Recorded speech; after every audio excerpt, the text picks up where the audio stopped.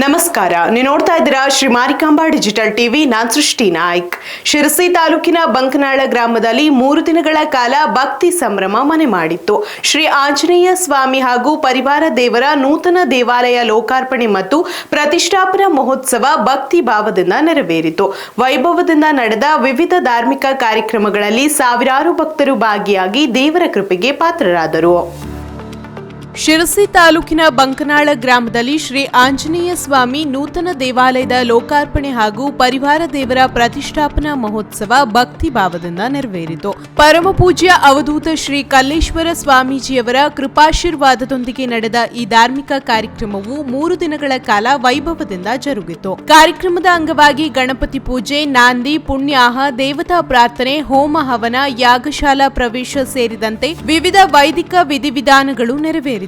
ಬುಧವಾರದಂದು ಶ್ರೀ ಆಂಜನೇಯ ಸ್ವಾಮಿ, ಶ್ರೀ ಭೂತೇಶ್ವರ, ಶಿರಡಿ ಸಾಯಿಬಾಬಾ ಹಾಗೂ ಶ್ರೀ ಮಾರಿಕಾಂಬಾ ದೇವಿಯ ಪ್ರತಿಷ್ಠಾಪನೆ ನಡೆಯಿತು. ಇದೇ ವೇಳೆ ನೂತನ ದೇವಾಲಯದ ಶಿಖರ ಪ್ರತಿಷ್ಠಾಪನೆಯು ವೈಭವದಿಂದ ನೆರವೇರಿತು. ಗುರುವಾರ ಹೋಮ, ಪೂರ್ಣಾಹುತಿ, ಮಹಾಮಂಗಳಾರತಿ, ಪ್ರಸಾದ ವಿತರಣೆ ಹಾಗೂ ಅನ್ನಸಂತರ್ಪಣೆ ಕಾರ್ಯಕ್ರಮಗಳು ನಡೆದವು. ವೇದಮೂರ್ತಿ ಶ್ರೀ ರಾಮಕೃಷ್ಣ ಭಟ್ ಅವರ ಆಚಾರ್ಯತ್ವದಲ್ಲಿ ನಡೆದ ಶ್ರೀ ಧಾರ್ಮಿಕ ಕಾರ್ಯಕ್ರಮದಲ್ಲಿ ಸಾವಿರಾರು ಭಕ್ತರು ಭಾಗಿಯಾಗಿ ದೇವರ ಕೃಪೆಗೆ ಪಾತ್ರರಾದರು. ಇದೇ ಸಂದರ್ಭದಲ್ಲಿ ಶ್ರೀ ಕರೇಶ್ವರಿ ಯುವಕ ತರುಣ ನಾಟ್ಯ ಸಂಘದ ವತಿಯಿಂದ ತಬ್ಬಲಿ ಮಗುವಿಗೆ ತಾಯಿ ಯಾರು ಎಂಬ ನಾಟಕವು ಪ್ರದರ್ಶನಗೊಂಡು ಗಮನ ಸೆಳೆಯಿತು.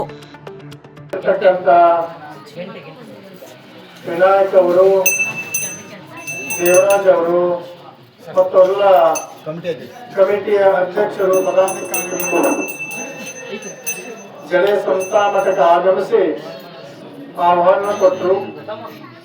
ನಂತರದಲ್ಲಿ ಪತ್ರಿಕೆ ಪ್ರಿಂಟ್ ಆದಮೇಲೆ ಮತ್ತೆ ಮೊನ್ನೆ ತಾನೇ ಬಂದು ಪತ್ರಿಕೆ ಮುಗಿಸಿದ್ರು.